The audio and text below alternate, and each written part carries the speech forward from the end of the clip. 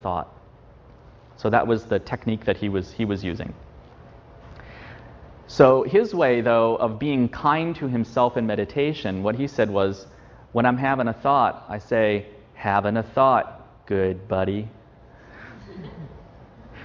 That was how he practiced meditation. And we laugh, but it's nice. Instead of saying, I'm not doing it right, I'm having a thought. Argh. Instead, I'm having a thought. Time to bring the mind back. But people get too hard on themselves. And they think because it looks easy, right? Meditation looks easy. We're just sitting here. In fact, I was out with some friends yesterday. One of them is another monk in the Vietnamese tradition. And he was sitting on a bench. We were off doing something. So he just sat down on a bench and was meditating. And we came back and we were teasing him. We say, were you meditating or sleeping? He said, a little of both. He was sort of in and out. It was a long day. So it looks easy, right? We're just sitting here. But it's not something you're going to pick up in 2 or 3 sessions. And you've also heard me say this too. Sometimes, you'll get to a point with your meditation that it'll just come really easy one day. Maybe the endorphins, the hormones that make you feel good in your brain, will start flowing. And you'll be like, oh man, meditation, it's great. And then the next day, or a few days later, it'll be crazier. Your mind will be crazier and more unruly than ever before. The meditation will be terrible, and you'll think, what went wrong? That's the nature of our unenlightened, untrained, ignorant minds. But overall, over time, if we're consistent and we keep with it, then we'll see change over time. So this is another thing too. Another problem that people have is consistency. If you come to this program a few times, and then 3 years later you wonder, after not meditating, you say, I went to that meditation program, why can't I meditate? It's consistency. You don't play an instrument 5 times and you're a virtuoso, right? So consistency is another thing. Another problem that comes up is that people get really attached to their own practice. But you've heard that the Buddha taught 84,000 teachings, right? That's not a literal number. We don't have to take that literally. It just means the Buddha taught a lot of different teachings and a lot of different methods because there are all different kinds of people. But we see this all the time. I see it a lot. I've moved it through different Dharma communities. And there are people who say, well, my teacher teaches this, and this is such a fantastic meditation because blah, blah, blah, whatever reason. And the subtext is, my meditation is better than yours. That's just pride, right? So we have to be very careful that we don't cultivate this pride in our practice. My personal belief is that the best way for someone to practice is the way to which they are best suited. And again, there are all different kinds of people, all different approaches to practice. So different people will respond to different kinds of teaching and practice. So we have to be careful about pride. And then there are other problems too, more immediate, mundane problems. Like sometimes we get really tired like my friend yesterday, he got really tired while meditating. One way that we can overcome this is if you're sitting in meditation and you find yourself just really feeling low energy, you can look up and look straight ahead. And you can also visualize a ball of light in your body that shoots out through the top of your head very quickly. And you can do that again and again and again, and it helps bring your energy up. I've actually done this, and at least for me, this works. Other times, though, we find ourselves really high-strung and wired, and we're sort of hopping on our meditation seat. We can't seem to calm down. And then you can do exactly the opposite. Make sure your eyes are lowered. And then visualize a ball of light entering through the top of your head and sinking slowly, slowly, slowly, slowly down, down, down, down, down, down, down, down, down. And do that again and again and again. And that will help to bring your energy down. I've done this too, and at least for me, this works. There are ways that we can work with our meditation where we're at in that meditation session, whether we're too energetic or too tired. There are ways that we can adjust our meditation. And then there are other problems. This is a really big one. If you meditate for a long time and you develop the ability to sit for longer and longer periods, then you might have some sort of special experience. You'll feel the whole world fall away and you'll see light or something.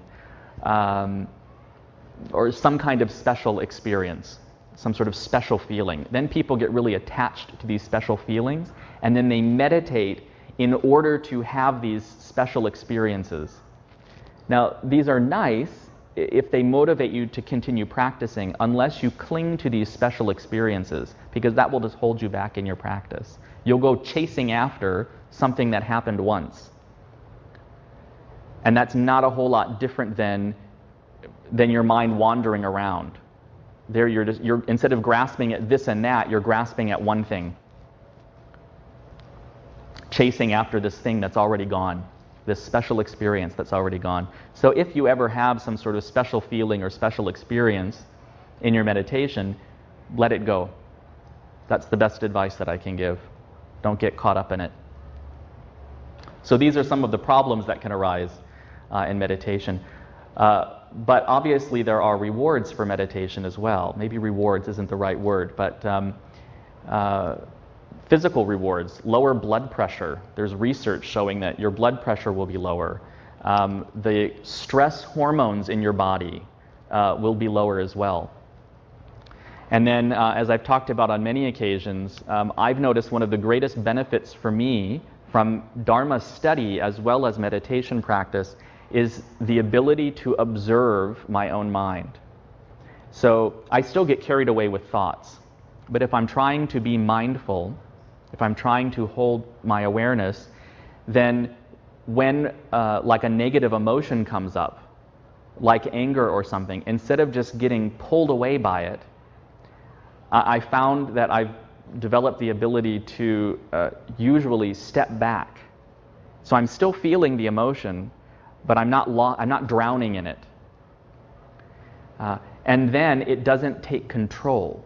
It doesn't take over. And then I don't start screaming at my sisters or whatever, right? This is a real huge benefit of meditation practice. Being able to see what's happening in your mind and then being able to pull the mind back when it's going in the wrong direction.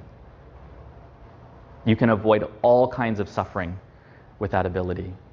Usually what I find happens is the flash of anger, for example, will come, but the follow-up doesn't happen because I'm able to remind myself, oh, okay, this is anger. It doesn't feel good. I'm probably going to say something stupid or do something stupid, so I don't want to go there.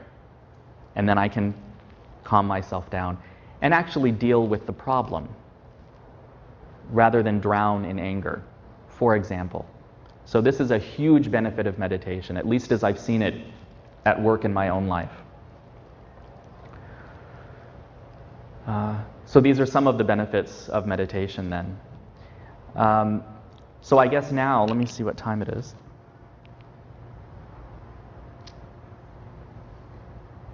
It's a little after 3:30, so I've actually been talking for about 20 minutes. So why don't I stop here, and then I'll see what questions or thoughts you might have.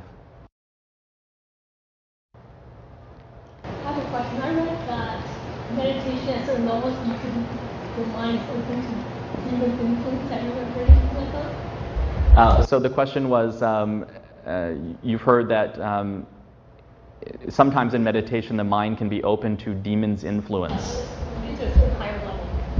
No. Well, let me put it this way. The only place I've heard this is from like Christian fundamentalists who want to scare people away from meditation. I think, well, and there's another place that I heard this. I went to an interfaith program up in the mountains. This was here in the Los Angeles area a few years ago. And it was some Buddhists from our university, University of the West, and some students and teachers from a Christian school. And they brought in a man who teaches something called Christian centering prayer, which is a form of Christian meditation. It was started by a Trappist monk, a Catholic monk. And if I remember the story correctly, his monastery, his Catholic monastery, wasn't far from a Zen center. And so people were always stopping by the Catholic monastery and knocking on the door and saying, where's the Buddhist place? So he's like, what is this? People like meditation. What's this about? And he, if I remember this correctly, he developed this kind of Christian centering prayer. And the technique was to sit and then repeat a word or phrase to yourself, like a mantra, basically. And one he said that was very popular was to say Abba, Abba, Abba. I think it's Abba. Abba is the old Aramaic word for father, which is apparently the word that Jesus used when talking about God. He would say Abba. I think that's the word. I can't remember now. So this man who was teaching it, long story short, this man who was teaching it said that he was doing this centering prayer training sometimes, and I think he said it was a nun, maybe a Catholic nun, who said to him afterwards, well, now I know I have to be very careful and watch my mind or the devil will get in. And what she was referring to was her own crazy thoughts. So that might be another place where that comes from. People who've tried meditation, then they kind of see some of the crazy thoughts that come up, and we all have crazy thoughts, right? And they think that's demon influence from outside, and so they say meditation is dangerous. But no. So I wouldn't worry about it. I don't think I would use high level education. How about did Buddha only teach one method of meditation, or did he teach the many ones that we discussed? Because I read one place that he taught the Vipassana. So do you teach other methods, or do you prefer a certain method, or was that come after much lower people? Okay. So the question again is, did the Buddha teach all these different kinds of meditation that I described, or did he teach one kind of meditation? Well, it depends on who you talk to. So the Tibetans who do these elaborate visualizations will say that the Buddha taught this kind of meditation, but secretly. Other people say, no, these techniques of meditation arose later. They're looking at like the archaeological evidence and historical texts and things like that. And they're saying, no, this kind of stuff arose later.